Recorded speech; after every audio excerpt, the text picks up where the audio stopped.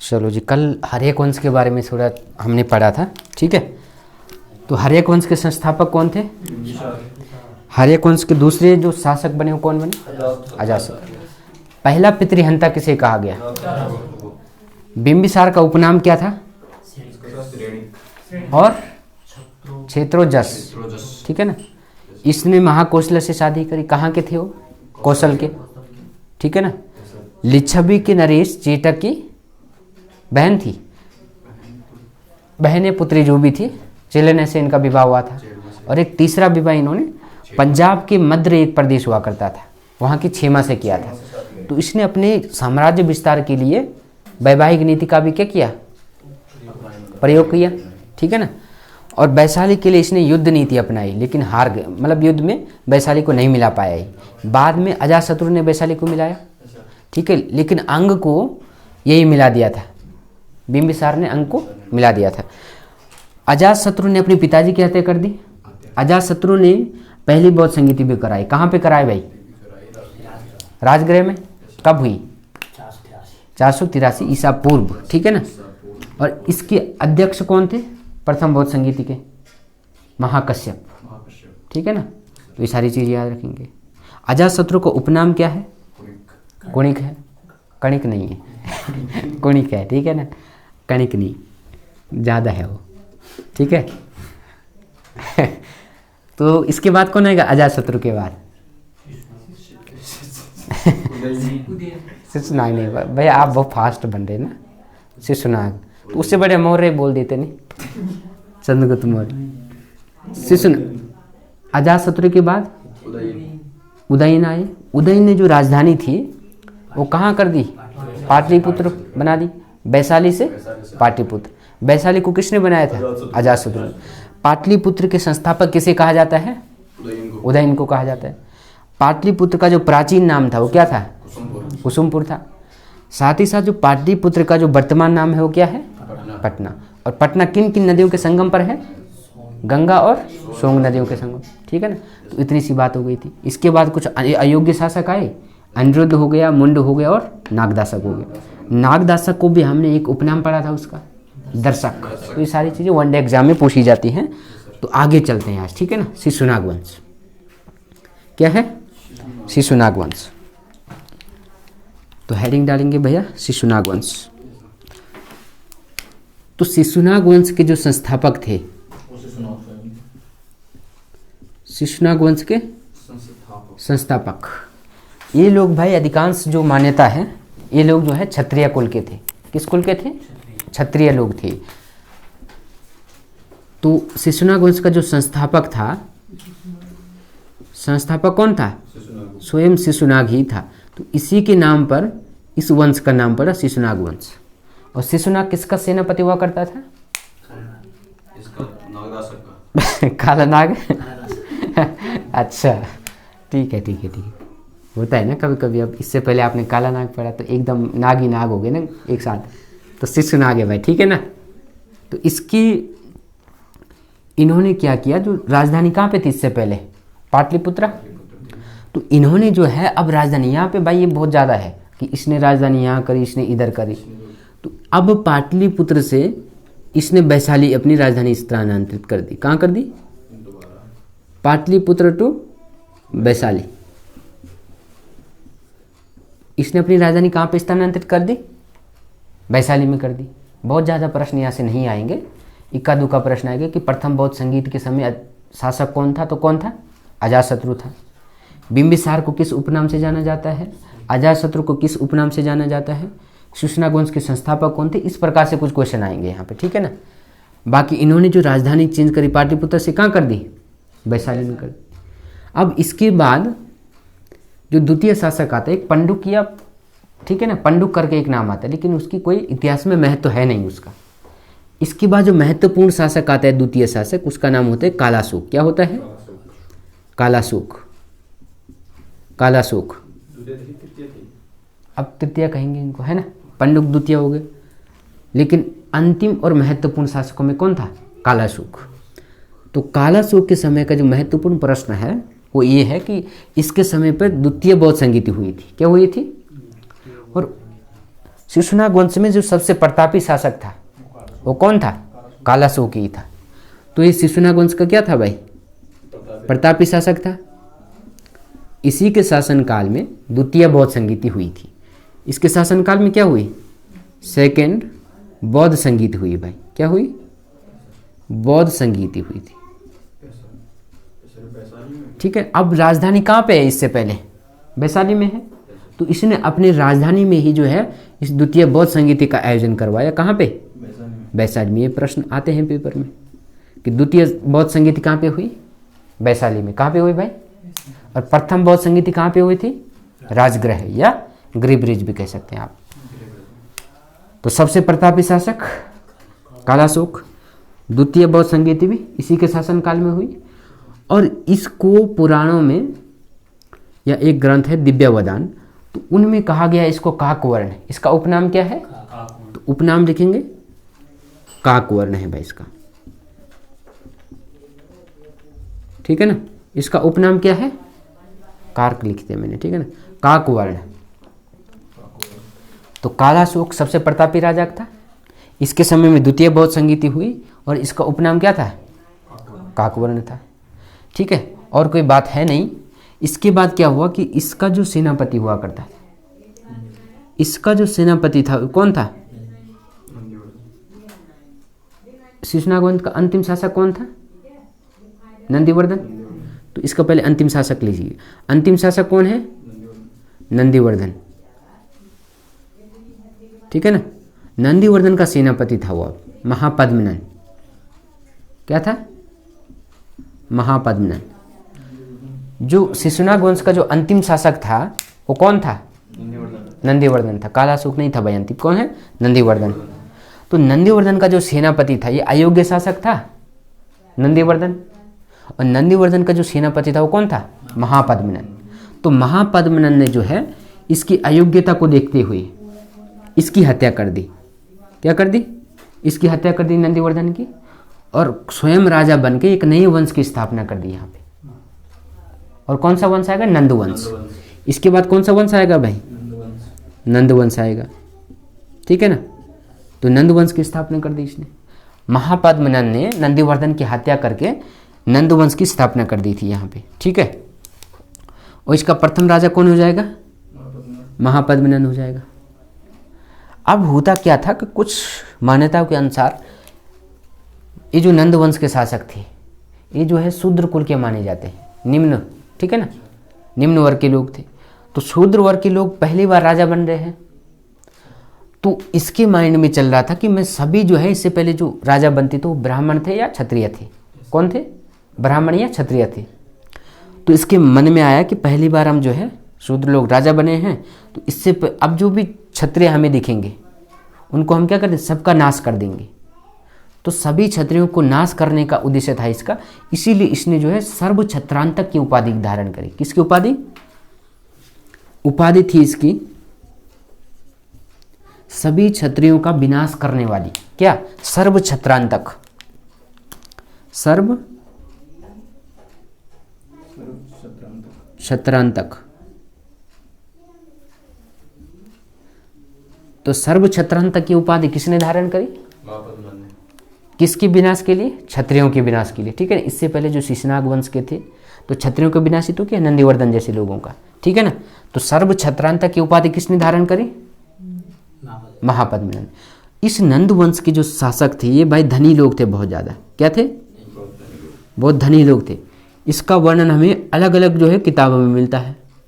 जैसे मुद्रा राक्षस, किसकी पुस्तक है ये? विशाख दत्त की है। तो विशाख दत्त की मुद्रा राक्षस से हमें जानकारी प्राप्त होती है कि नंदवंश के जो शासक थे उनके पास क्या था? बहुत सारा धन था। ठीक है ना। तो धनी थे। इसकी जानकारी कहाँ से मिल रही है? तो वो भी लिख लेंगे यहाँ पे। विशाख दत्त, विशाख दत्त की मुद्रा राक्षस से। मुद्रा राक्षस से कहाँ से प्राप्त हुई है? तो ये पुस्तक आती है कभी कभी कि मुद्रा राक्षस किसकी पुस्तक है? तो विशाख दत्त की है। किसकी है? विशाख दत्त की। तो नंद वंश के जो शासक संस्थापक थे वो महापद्मनन थे। इन्होंने जो उपाधि धारण करी क्षत्रियों के विनाश करने के लिए सर्व क्षत्रांतक की उपाधि धारण करी। इसके बाद इस समय आपको मैंने पहले भी कहा होगा कि जो कलिंग वाला क्षेत्र था, वो क्षेत्र जंगल से, यहाँ पे बहुत सारे जंगल होते थे। क्या होते थे? माना कि ये कलिंग क्षेत्र है, यहाँ पे क्या है, बहुत सारे जंगल होते थे, और इन जंगलों में क्या पाए जाते थे? हाथी होते थे। क्या होते थे? और जो कि युद्ध को जीतने में एक महत्वपूर्ण भूमिका होती थी हाथी की, क्योंकि हाथी थोड़ा सा हाइट में ज़्यादा होते हैं, तो हाइट से वार करने में थोड़ा सा आसानी होती थी राजाओं को। तो महापद्मनंद ने क्या किया कि इस कलिंग को जो है जीतने के लिए एक उपाधि धारण करी। तो इसने, इसकी जो अन्य उपाधि है वो एकराट, एकराट, ठीक है ना। कलिंग जीतने के लिए इसने क्या, कौन सी उपाधि धारण करी थी? कलिंग पर इसने जो है आक्रमण भी किया, तो उस समय इसने कौन सी उपाधि धारण करी? तो अगर प्रश्न आएगा कि नंद वंश के किस शासक की उपाधि थी एकराट या सर्व छत्रांतक, तो किसकी थी भाई साहब? महापद्मनंद की, ठीक है ना। और नंद वंश के शासक बहुत ज़्यादा धनी थी। किससे हमें मिलती है जानकारी? विशाखदत्त की मुद्रा राक्षस से, ठीक है। तो इन्होंने, तो ये तो ठीक राजा था महापद्मनंद, ठीक है। अपने साम्राज्य विस्तार के लिए भी इसने कुछ प्रयास किए, कलिंग पर आक्रमण किया, वहाँ से कुछ हाथी लाए, ठीक है ना, क्षत्रियों को का भी विनाश किया, ठीक है। लेकिन जो इसके बाद जो राजा आया घनानंद, कौन था? घनानंद। इसके बाद कौन बना? घनानंद। महत्वपूर्ण जो राजा हैं वो यही हैं दो, अन्य राजाओं की चर्चा भी नहीं है इतिहास में। एकराट, एकराट इसकी उपाधि थी।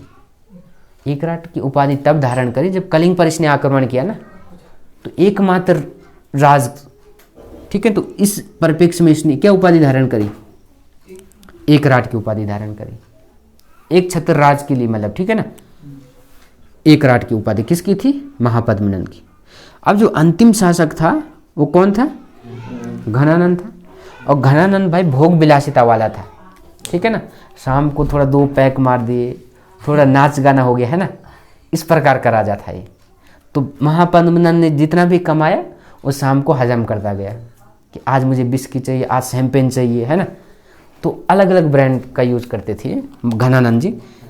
तो ये भोग विलासिता से युक्त व्यक्ति थी। तो जितनी भी विरासत में मिली थी इसको चीज़ें, उन सब का क्या हो गया? यहाँ पे दुरुपयोग हो गया। अब दुरुपयोग हो गया तो इधर पश्चिम में उस टाइम में सिकंदर का आक्रमण होने वाला है। इस टाइम अब किसका? सिकंदर का। घनानंद जी मस्ती में, है ना। इधर देखो भाई, अब ये क्या है? इधर ये भारत है, ठीक है ना। और इधर मगध वाला रीजन है ये। इस क्षेत्र में, इस क्षेत्र के जो राजा हुआ करते थे, मतलब पूरे पे तो मगध का आधिपत्य नहीं था अभी तक, लेकिन अधिकांश क्षेत्र पर क्या हो गया था? मगध का अधिकार हो गया था। इस क्षेत्र में बात करें तो इधर तो बंगाल की खाड़ी थी और इधर पर्वतीय क्षेत्र था। इस तरफ से एकमात्र ऐसा रास्ता था जहां से कोई आक्रमण कर सकता था, ठीक है ना। तो इस समय क्या हुआ कि ये वाला क्षेत्र थोड़ा अशांति का केंद्र बना हुआ था और घनानंद इसकी भनक लग गई थी। इधर तक्षशिला विश्वविद्यालय था, हमने महाजनपद पढ़े तो उनमें से तक्षशिला ये गांधार महाजनपद था। तो यहाँ पे कार्य करते थे उस टाइम एक प्रोफेसर साहब होते थे ना, कौन? चाणक्य जी। यहाँ पे कौन थे? चाणक्य, तक्षशिला में। तो चाणक्य जी को भनक लग गई कि सिकंदर आक्रमण करने वाला है। उससे पहले कि जो है चाणक्य ने सूचना देने के लिए घनानंद के पास पहुंचा कि भाई उत्तर पश्चिम वाले क्षेत्र से जो है विदेशी आक्रमण होने वाला है, सिकंदर का आक्रमण होने वाला है, तो आप जो है इस पूरे मगध साम्राज्य को बचाइए। लेकिन जैसे जो है घनानंद के पास गया, अब आपके जैसी चोटी थी इसकी, किसकी? चाणक्य की। अब घनानंद वहाँ जो है टुन हो रखा ना, शाम को पैक पोग लगा के टुन। अब घनानंद गया, भाई जी उस सिकंदर आ रहा उधर से, थोड़ा ध्यान दो जरा इधर। और किसका ध्यान उसने पकड़ा? उसकी चुपली, और सीधे ऐसे घुमा दिया, ठीक है ना, ठीक है। और चाणक्य की जो है बेइज्जती कर दी। और तो चाणक्य इसके पास मदद मांगने गए या इस साम्राज्य को बचाने के लिए एक संदेश वाहक के रूप में गए थे। लेकिन घनानंद ने जो है अपनी भोग विलासिता में व्यस्त था और चाणक्य की चोटी को क्या कर दिया? उसने खोल दिया, मतलब, ठीक है ना। चाणक्य का अपमान कर दिया। चाणक्य ने भी वहीं पर कसम खा दी, पंडित ही होता है फिर, ठीक है ना। तो चाणक्य ने भी वहीं पर कसम खा ली, तो मैं ये अपनी चोटी तभी बांधूंगा जब मैं इस नंद वंश का क्या कर दूंगा, नाश कर दूंगा पूरा, ठीक है ना। तो पंडित जी की कसम खतरनाक होती है ना, याद रखना आप, ठीक है ना। तो अब क्या होगा, चाणक्य ने भी क्या कर दिया, एक नए, अब जो है इसके निवारण के लिए कुछ रास्ता ढूंढने लगे। अब चाणक्य जी भी चले गए अपने। अब चंद्रगुप्त मौर्य था, एक छोटा सा बालक था, ये कोई खेल खेल रहा था वहाँ पे। तो चंद्रगुप्त से इनकी मुलाकात हुई, इनको लगा कि भाई वहाँ पे कुछ ऐसा खेल हो रहा था कि एक निर्णय लेना था। तो चंद्रगुप्त उसको सबसे होशियार लगा, मतलब कुल मिलाकर के इस चाणक्य को। गणानंद को क्यों लगी, गणानंद तो इधर मस्त हो रखा, बिल्कुल कोई मतलब ही नहीं किसी से ना, चाणक्य को। तो चाणक्य को रास्ते में क्या मिल गया, चंद्रगुप्त मौर्य। तो चंद्रगुप्त मौर्य को इसकी शिक्षा दीक्षा सारी उसने जो है तक्षशिला में करवाई। फिर कहाँ पे करवाई, तक्षशिला में। और चाणक्य ने चंद्रगुप्त मौर्य को क्या कर दिया, एक शासक के रूप में उसका पूरा विकास कर दिया, ठीक है ना। अब जब इससे पहले सिकंदर का आक्रमण होता, किसका आक्रमण होता, सिकंदर का। तो चाणक्य ने चंद्रगुप्त मौर्य को नहीं बताया कि मुझे घनानंद ने मेरा अपमान किया है। तो चंद्रगुप्त मौर्य क्या करते, सबसे पहले घनानंद की तरफ आते, और इधर से पहले विदेशी आक्रमण हो ही रहा था सिकंदर का। तो चाणक्य, गुरु तो गुरु ही होता है। तो चाणक्य ने कहा पहले जो है जिसके पास इतनी बड़ी सेना है और जो विदेशी आक्रमणकारी हैं, पहले उनको चुप कराओ, ठीक है ना। तो सिकंदर का आक्रमण हो रहा था भाई इधर, समझ रहे हो आप। तो इधर का जो शासक हुआ करता था, एक अंबी नामक शासक हुआ करता था इधर, क्या था, अंबी। और इधर सिंध प्रांत में एक शासक था, कौन, पोरस। अब मैं थोड़ा सा डायग्राम बना देता हूँ, है ना, अपने को डायग्राम की आदत बहुत ज़्यादा है। पंजाब क्षेत्र, सिंध प्रांत के आसपास ही पंजाब प्रांत में पड़ता था, उधर ही। तो पोरस वहाँ के शासक थे उस टाइम पे। कहाँ के शासक थे, पंजाब वाले क्षेत्र के, ठीक है ना। अब देखिए भाई, ठीक है। तो सिकंदर का आक्रमण कब हुआ, ये परीक्षा में पूछा जाता है।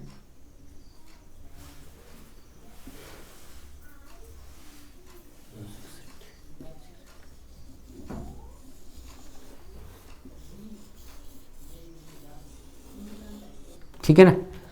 तो इधर कौन सा हिस्सा है, ये पंजाब प्रांत है, इधर सिंध प्रांत। तो यहाँ पे पोरस थे भाई, यहाँ पे कौन थे, और इधर थोड़ा इससे ऊपर का राजा जो था यहाँ पे, ये यहाँ पे कोई अंबी नामक राजा हुआ करता। आम्भी भी कहते हैं कहीं पे, और कोई अंबी भी कहते हैं, आम्भिक भी कहते हैं कहीं पे। अब सिकंदर का जब आक्रमण हुआ, ये सिकंदर है, यहाँ से कहाँ से आ रहा है, मकदूनिया से, मैसेडोनिया या यूनान से आ रहा है। सिकंदर कहाँ का था, ठीक है। और थोड़ा सिकंदर का परिचय देख लो यहाँ पे। सिकंदर कहाँ का था भाई, यूनान या एथेंस, जहाँ से जो है ओलंपिक की शुरुआत हुई थी। कहाँ से हुई थी, एथेंस से। तो यूनान की राजधानी है एथेंस। तो सिकंदर जो है वहीं से आया था। इसे विश्व विजेता भी कहते हैं सिकंदर को। लेकिन विश्व विजेता क्यों कहते हैं, क्योंकि तत्कालीन समय में केवल उतने ही देशों की खोज हुई थी जिस पर उसने विजय प्राप्त करी। वर्तमान मतलब बहुत सारे देश तो हैं, उसने 8-10 देश जीत लिए, और उस समय जो है उसे लगा कि शायद इतने ही देश हैं पूरे विश्व में। तो इस आधार पर विश्व विजेता कह दिया गया उसे, है ना। तो सिकंदर कहाँ से आए थे, सिकंदर था कहाँ का, यूनान। यूनान में भी अगर हम देश को देखें, यूनान भी एक कंट्री है अपने आप में, लेकिन वर्तमान में जो देश है अलग देश है, मैसेडोनिया।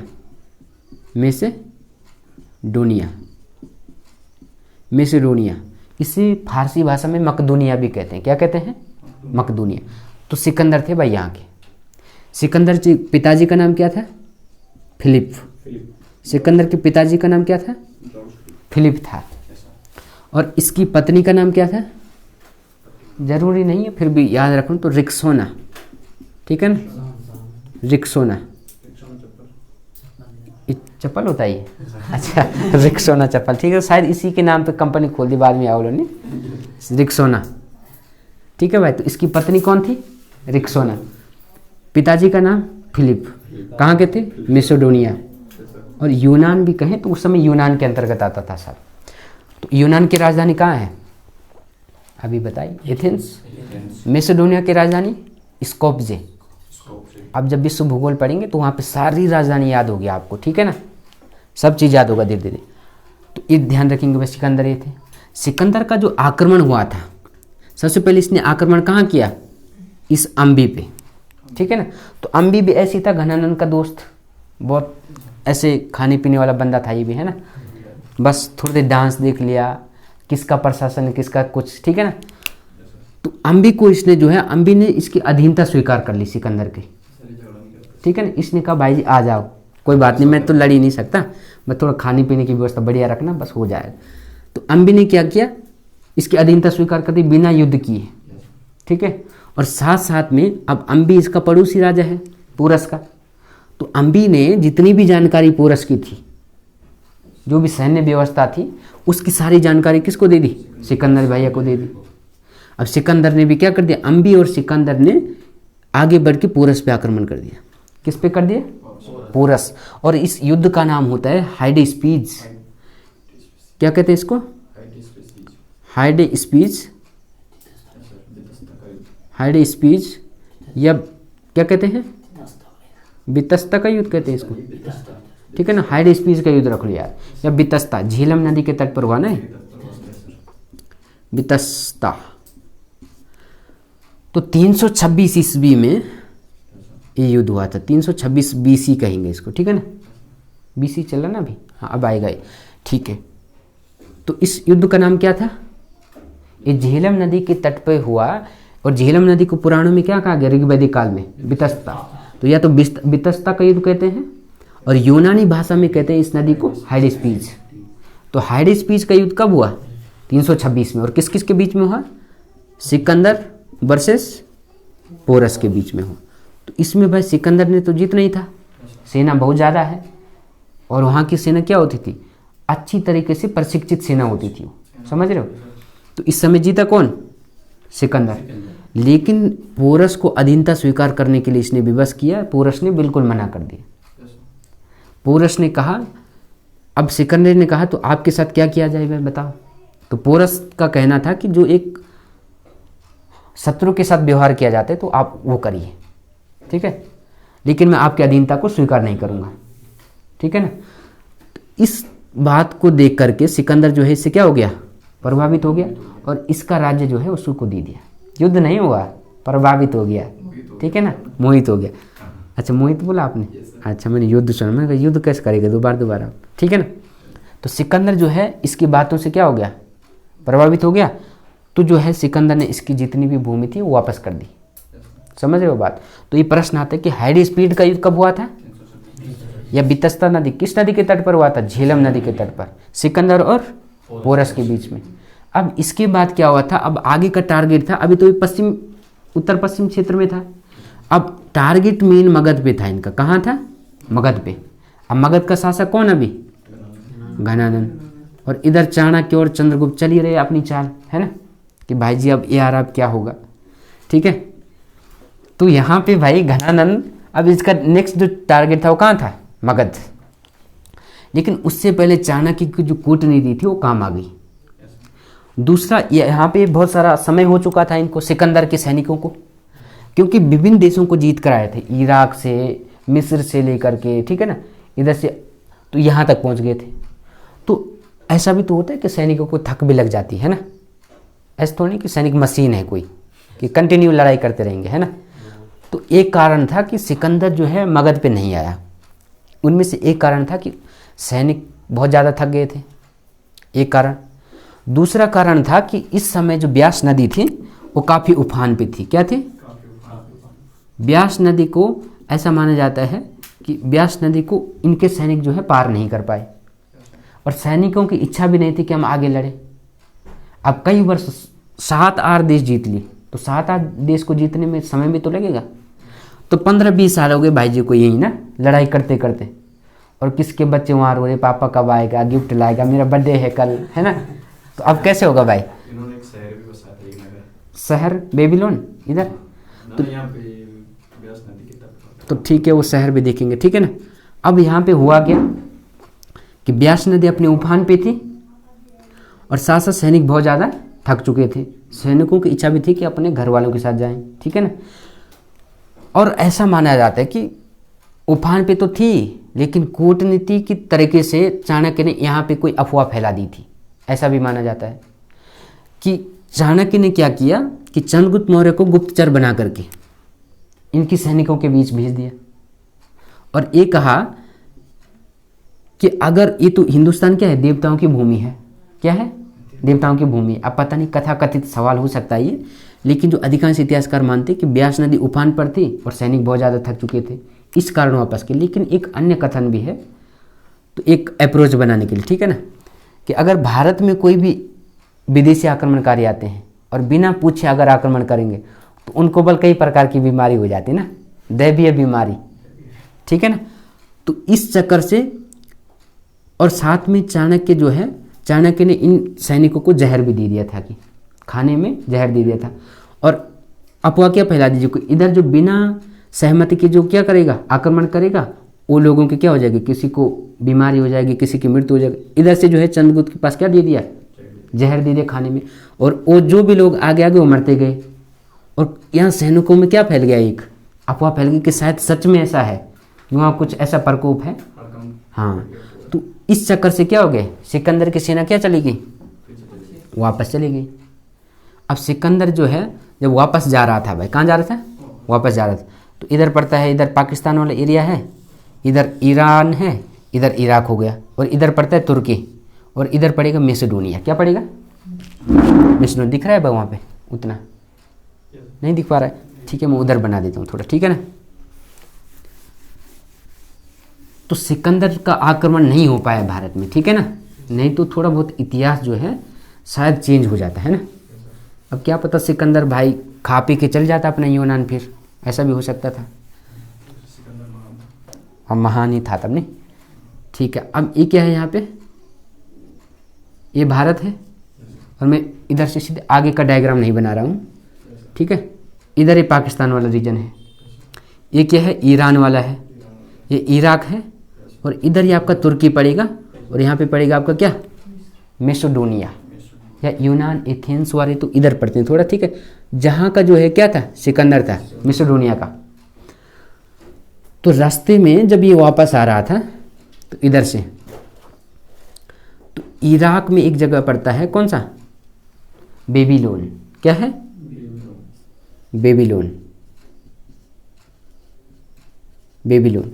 तो लगभग 326 में युद्ध किया उसने, और आते आते इसको लगभग 323 की बात थी, कितनी थी, 323 बीसी।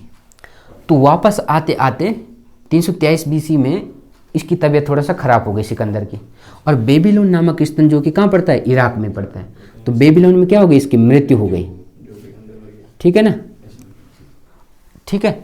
और साथ में कहा जाता है कि इसका घोड़ा भी यहीं पे मर गया था। अब वनडे एग्जाम है, कभी पूछ लिया कि घोड़े का नाम क्या था, तो घोड़े का नाम क्या था, बुकाफेराल, बुकाफेराल, घोड़े का नाम क्या था, बुकाफेराल। इसकी मृत्यु भी बेबीलोन में हुई, और सिकंदर भैया की भी बेबीलोन में हो गई थी।